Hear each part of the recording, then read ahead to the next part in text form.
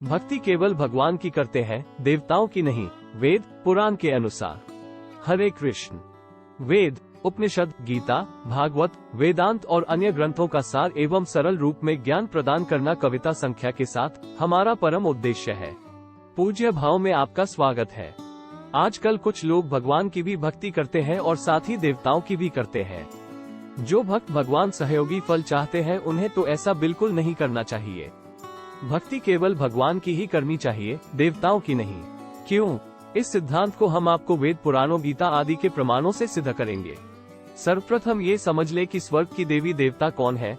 84 लाख माया के शरीर में केवल मनुष्य के शरीर में ही कर्म करने का अधिकार है। गरुड़ पुराण कहते हैं, चतुर्शीतिलिक्षेषु शरीरेषु शरीरिणाम न मानुष्य विनियत तत्वज्ञानं तु लभ्यते। गरुड़ पुराण धर्मकांड प्रेतकल्प अध्याय 2.49.13 49।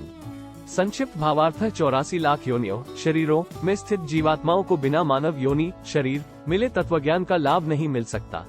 यानी भगवान, जीव और माया तत्व क्या है, इस तत्वज्ञान का लाभ केवल मानव शरीर में हो सकता है और फिर भगवत प्राप्ति हो सकता है। इसीलिए वेद कहता है, ए चेद्वेदीदत् सत्यमस्ति न चेदिहावे दीनमहति विनष्टे भूतेषु भूतेषु विचित्य धीरा प्रेत्यास्मलोकामृता भवन्ति 5 केनोपनिषद 2.5। भावार्थ, यदि इस मनुष्य के शरीर में परब्रह्म को जान लिया जाए तो ये बहुत ही कुशल है। यदि इस शरीर के रहते रहते उसे नहीं जानते तो महान विनाश है। यही कार्य बुद्धिमान पुरुष प्राणी में, प्राणी मात्र में परब्रह्म पुरुषोत्तम को समझकर इस लोक से प्रयाण करके अमर हो जाते हैं। केवल शरीर से ही मनुष्य का कल्याण हो सकता है तो बड़ा विनाश नहीं। मनुष्य शरीर के अतिरिक्त एक वर्ष भी शरीर वो भोग शरीर है, वहाँ फल भोगा जाता है। लाखों शरीरों में से एक स्वर्ग की देवी देवताओं का शरीर है।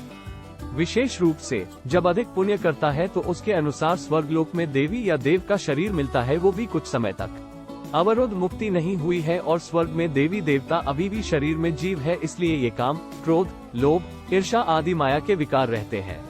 जब पुण्य होता है तो ये नरक, क्योंकि पाप भी आपके पूर्व जन्म में हुआ है तो उसका फल भोगने के लिए पड़ा है, या कुत्ते, बिल्ली आदि के शरीर में पड़ा है पूर्व जन्म के कर्म फल के अनुसार। प्रमाणों को जानने के लिए पढ़े देवी देवता और भगवान में क्या अंतर है? तो संसार का शरीर भोगने वाला शरीर है, इसलिए उन्हें कर्म करने का अधिकार नहीं है।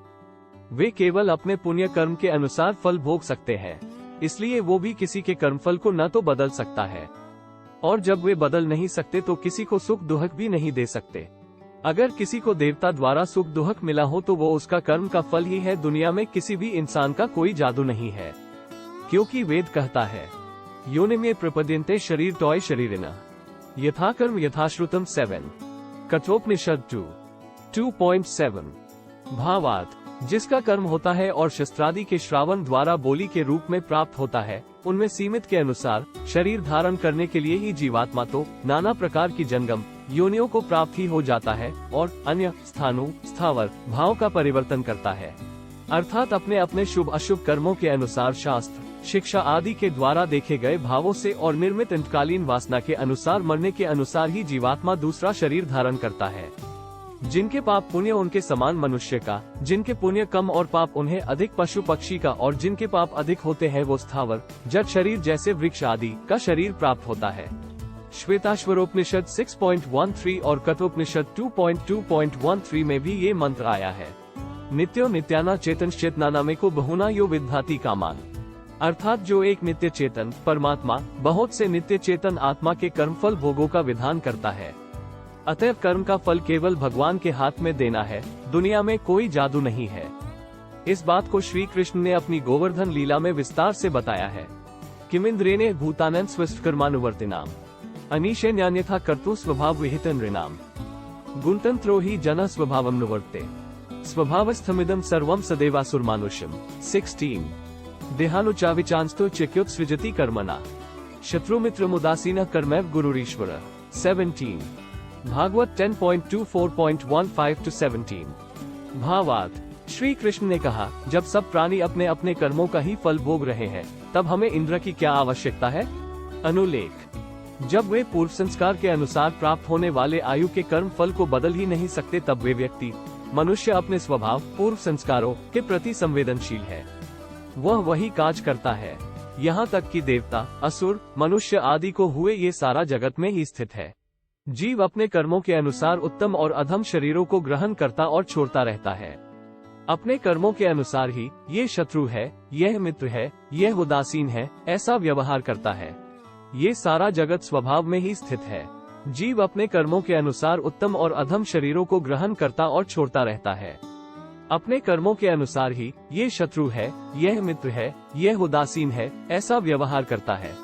अर्थात सब प्राणी अपने अपने कर्मों का ही फल भोग रहे हैं।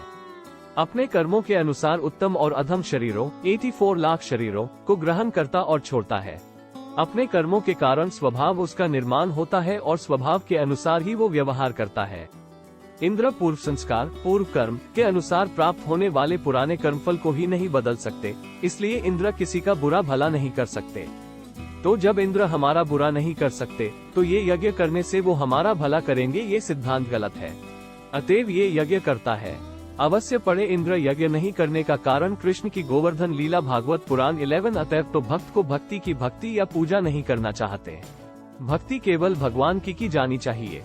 इस संबंध में भागवत में बड़ा सुंदर विवरण मिलता है।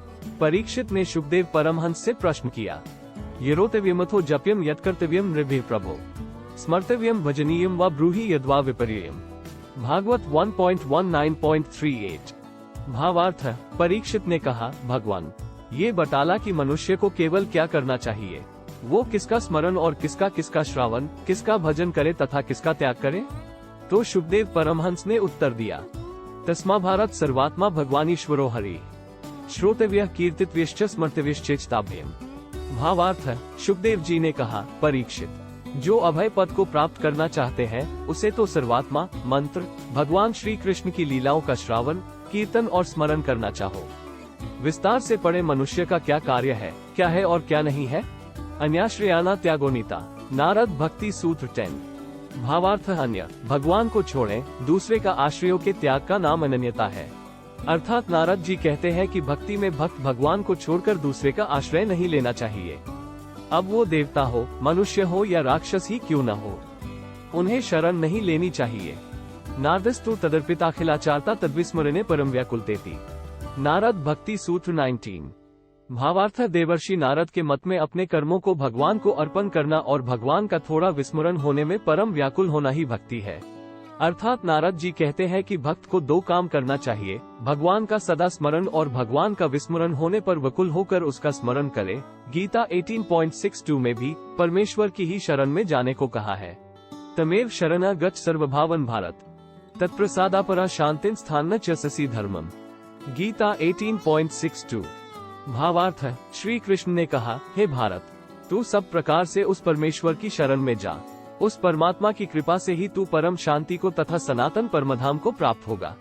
लज्जा, भय, मान, बड़ाई और आसक्ति को त्याग कर एवं शरीर और संसार में हता ममता से अनुपयोगी एक परमात्मा को ही परम गति और सर्वस्व भरण तथा अनन्य भाव से अतिशयोक्ति भक्ति और प्रेम पूर्वक निरंतर भगवान के नाम, गुण, प्रभाव और स्वरूप का माहौल करते रहना एवं भगवान का भजन स्मरण करते हुए उनके आज्ञा के अनुसार कर्तव्य कर्मों का निस्वार्थ भाव से केवल भगवान के लिए आचरण करना, ये सब प्रकार से परमात्मा के ही शरण होना है। अस्तु, तो श्री कृष्ण की गोवर्धन लीला और वेद पुराणों के अनुसार भक्ति सूत्र और गीता से ये सिद्ध होता है कि भक्ति केवल भगवान की करनी चाहिए। धन्यवाद।